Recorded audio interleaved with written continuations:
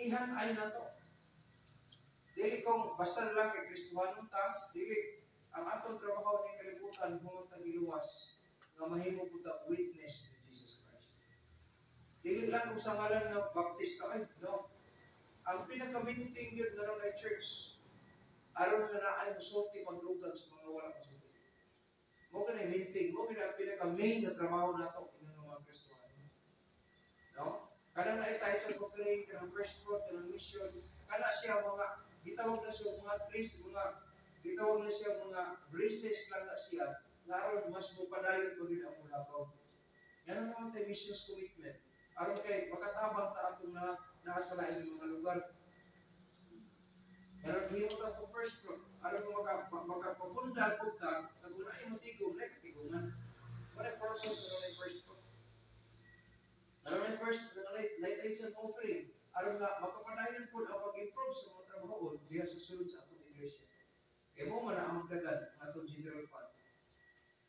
Lipay na ta kayo, kaya nang na-times. Diba? Compare sa atong abog pa kayo na itong tiguan ng tumunan. Pagwali ko tumunan, pagpana sa kong tiil, abog ang abog. Karon, bisa pa ko sa bundak-bundak yung tiil, magbuak lang yung tiil, bumundak wafi. Di mo atbog kay times naman. No, asa mo na ito nagikuha? Kaya sa general fund. That is only braces. No? Pero ang main thing sa atong trabaho diri, kaya atong pag-himo nga, mag-campus ministry na, nag-extension classes na, ay mga kalag-kalag sa mga gagawin bata natin sa mga tigulang. Kalat ang atong business ani.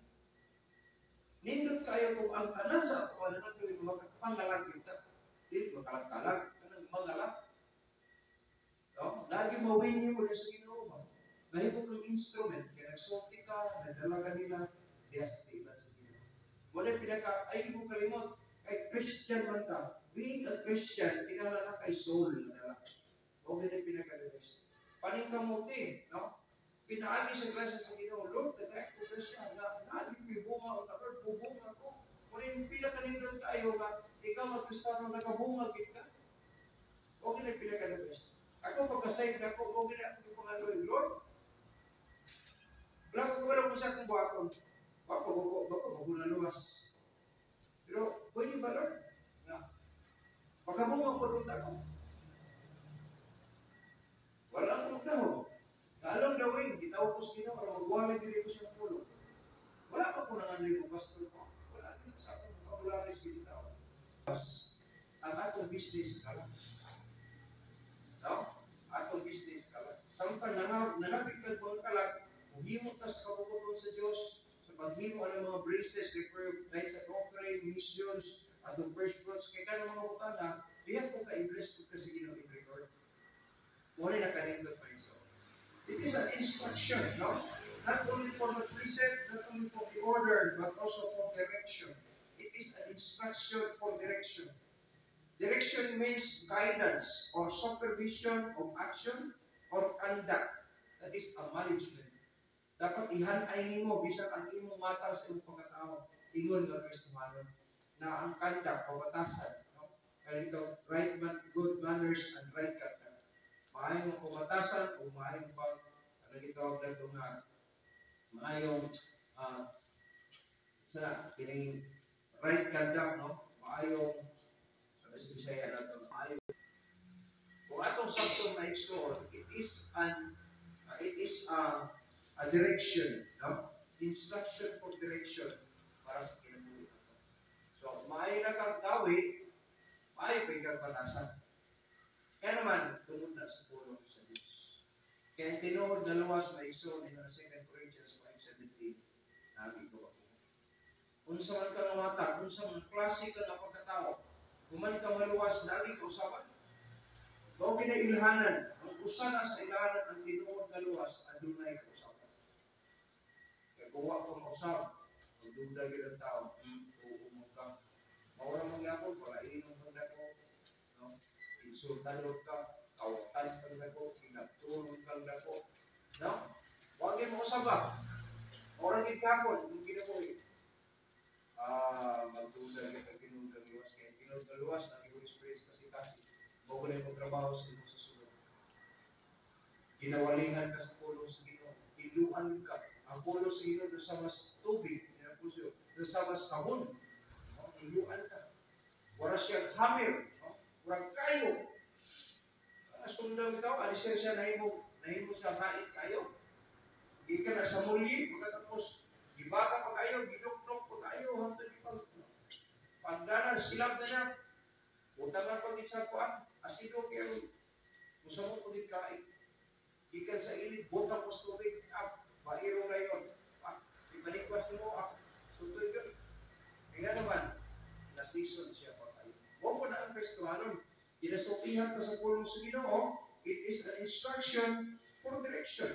Ano man, ang atong kinabuhi, ano na direction na, ano na siya, kita mo, tumbok na naatuanan, dili kong nagkarapaw, tas kalimutan, mawalay, wata ka bulong asa ka padulong, na-direction ang Ginoo. Ang pulong sa Ginoo is an instruction for direction. So, kung atong sakto maigsoon, why we are encouraged to not to weary, not to be wearied in well-doing, for in due season we shall reap. Wabot yun ang panahon kung ani kita. No? Kung mag-ihimo ka dili ka maayo, mo ani sakta. Pero kung ihimo ang insakto, mo ani rin sa gihapon na. Amen? Hello? So din niya ito makita ang igsoon na kini siya nga pagsulti sa 9a, no? Let us not be weary in well-doing. That means instruction for the presence, that is instruction for the order, and instruction for direction. So, what we need in doing this, no? Kung saan ang buhat ko na ito, so may kinahanglan na ito, samtang magahimo ka ani. Oh. So, naghimo ka sa sugo sa Ginoo, nagsugo, i-arrange, no? I-arrange niya sa ang atong pagpinabuhi, nagigiyahan ta, that is management. So, tungkol kay naaman ay ang pagpatigayon sa Ginoo sa atong kinabuhi, we need to be patient. Kaya ito lang kita. Kaya dili man buot pa sa mundo kung mangmuhat ka sa bulan sa Ginoo, wate lang ito suro, naaman. Ito pailog lang. Pailog. Kaya, paubos. Lahi ang pailog, lahi ko lang paubos. Pero kung nagpailog ka, makita nyo na pag-paubos nyo. No? Be patient, be humble, be calm. Kalma lang.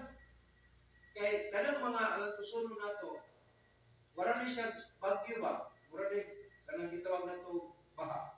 Nga, waagi rin na, mabot ang panahon nga muhawa rin ang hangin. Di man dayon mawala, dili ko rin pagkaupang mawala ang lulok, ang tubig, ang lapok, pero anam-anam kita nga mawala siya hanggang kamuugan. No? So, kalma lang. Kaya wala bagyo mawala muluran. Muluran kita siya. Karon kung sa atong kaintan karon parang grabing unasan yung pagkayo ang budget, sige lang, buha ka sa ni. To be patient, to be humble, to be calm, and be submissive. So, bitag lang. Yung sa'yo kung musunod na tas kabukod sa Diyos, dan siguro magkita.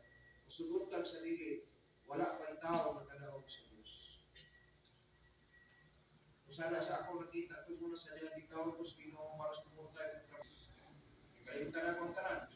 Akong ipaubos akong pilingon, tulong na akong garbo, paalang yun sa pagpuntamay sa akong mga parente ito mo. Isang na akong tanan. Masunod na ako ang kabubutod sa Diyos. Okay? Wala mas kabubutod sa Diyos. Amen? Letter B. For in due season, we shall reap. Kada siyang statement, yun ang pulang sino, that is a commendation. What's a commendation? It is an official award, no? For us for bravery or service. Kanang gihatagan ka, kanang daw, sa ato pang Bisaya, anak kanang gihatagan ka o commendation, murag paha. Kanang paghatag sa imo o sa tawagan sa atong term, ha? Pasidumog, kana siya. Gihatagan ka pasidumog sa Ginoo na ingon ang pulong sa Ginoo, kung imo buhaton ni pagputanga, sigurado nga maan imo gid sa maan. But pasabot dili nila siya nimo ma-ignore na naa gyud lidugdangan gyapon ang imong Ginoo. So, ang Ginoo muhatag og commendation, muhatag siya pakalipay tungod sa imong gihimo sa iya. That is a reward for bravery or service. That is commendation. Kayo mo sa panahon nga si Jesus Christ dili sa earthly ministry niya ay babaeng na dihog sa iya sa ining mahalon nga ointment. Gisultihan niya ang iyang mga disciples na kung asa daw maabot ang maayong balita, dapat po ni mo aning bayanan. Gusto mo pasabot ato? That is commendation. No? Yatagan siya o honor, no? Tungod sa gihimo niya nato kay Jesus Christ. So kita kung naatay gipanghimo diya sa Ginoo, no?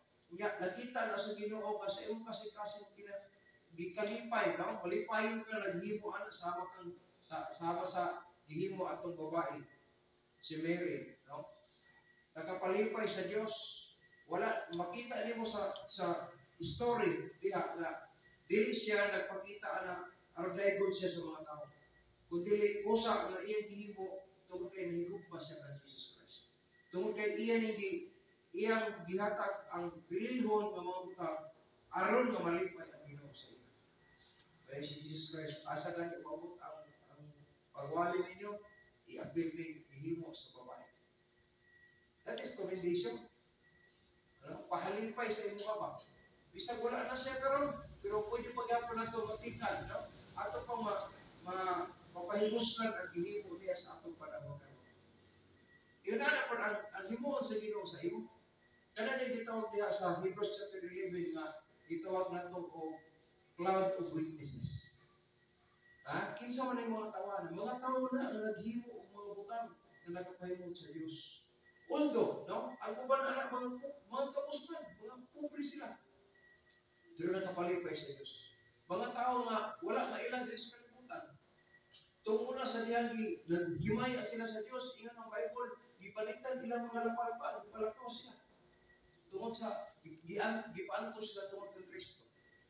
Ang uban, gipangbitay. Ang uban, gipanglunod sa kawa nga nagbukal nga uwi.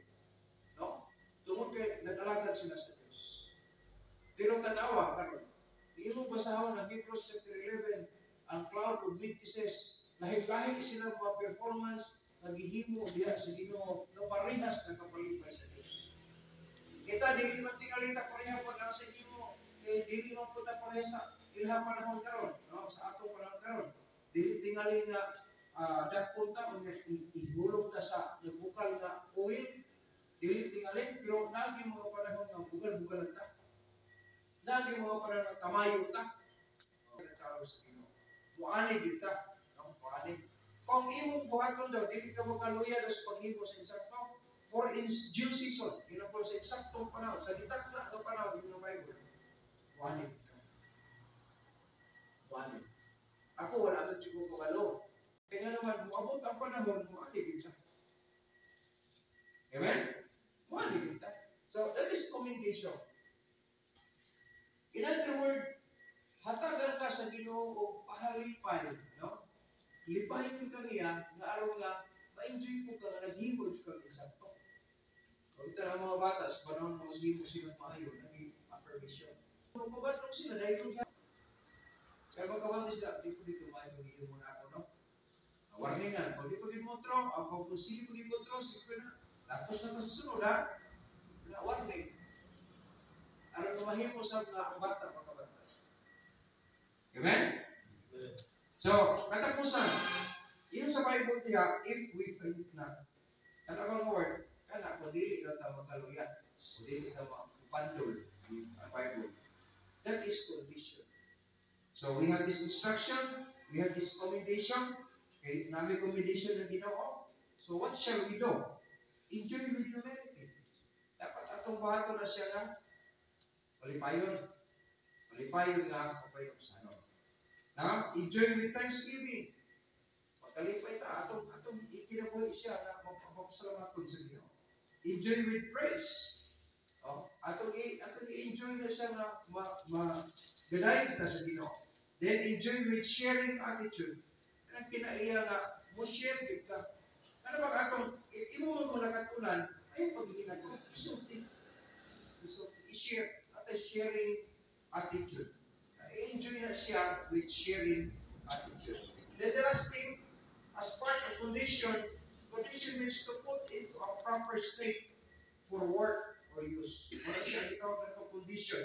Yeah, if we faint not, no? If we faint not, that's condition. So what is necessary? Tungod kay ikaw po sa if we faint not, that is condition. So to put a proper state for work or use, what is necessary? We need steadfastness.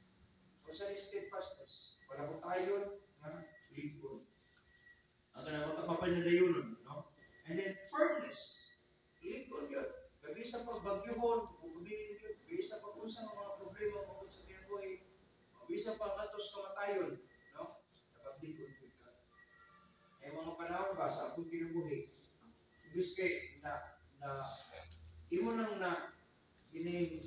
na-learn na nimo nga igugmaon ni isa ka butang o isa ka person. Di mawala siya. Magpangita ka. Ingawon ka. Kaya nung ko si TJ, dili mo ito perfect po, pero kapila ka na ko ito pilatos. Na sila do. Kapila ka ko naman yung nila. Kabalong ko sa mga excuses nila. Pero sila nawala na si TJ, hantag ka na mag-iwang ko. Ito may aging 2 ka bulan. Nakamata ko sa saba sa ito'y.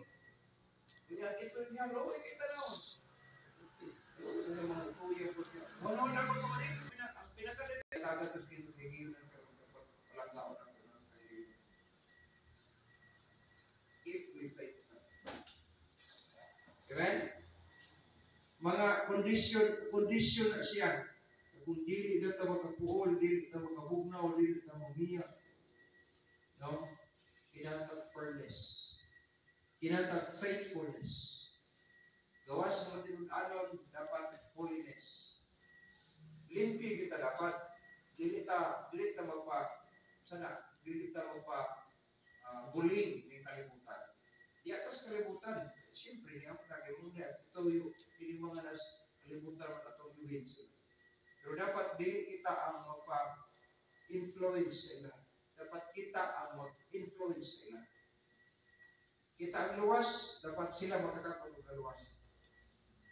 Dili kung kita mga luwas, bubuyog na nasunod ng mga kasasala. Daotan kita resulta natin panulong. Bisa pag-ikag na luwas ka, kaya anak na sa Ginoo, sa panahon ng musulod ka sa buwag sa kalibutan, daot yun ang resulta niya. Wala ang imong kahayag, dili na makita. Kaya, pabilin, pagbuyupon ang imong suga, kay grabe hangina, abit-abit ka, abit mo paano ang imong suga. Buot pa sa mubarok ka, ginatintal ka, ginakuan ka, discourage ka, barok lang yun. Kaya naman, if we fail, that is a condition. Alam? Steadfastness, firmness, faithfulness, holiness. And the last word is the word calmness. Dapat malinawan ka. Di ito mo pa-apekto, aling kalimutan. Kung magira na ang unahon na nila ito, mag-iaway ang Vice President to the President, nagdebate na ang mga senador, kaya muna ang mga congressmen, na-divided na sila kay ang uban, hindi gusto na ihatag sa Vice President kay Liman ka, vision, yun sa polo sige. Kaya kinahanglan tag steadfastness, tag firmness, faithfulness, holiness, and calmness. Diyan na mo balangkan. Kaya yun ang polo sige no, sa lipo siya mabalik, lagi mo pagnakuha. Sana matrata kay lagi mo sa Bible tinuod. Kaya nga naman, ni-exist ni mo. But pasabot, ang guidelines na to, ang libro na ito, ibasihan sa atong pagtuo o pagkinabuhi, tinuod, kaya nga naman, nahitabo man. So, dito mo pala ka. So, kaya kalma lang ka. Kalinaw, ang calmness sa kinabuhi. So, kamo mo estudyante, salitang wala. Amen? Ayaw, pagkaroon gabi una, nag-enjoy tayo mga butanga o sa atong magdanok sa Ginoo, ang malipayon na naghimo sa mga butanga. Amen?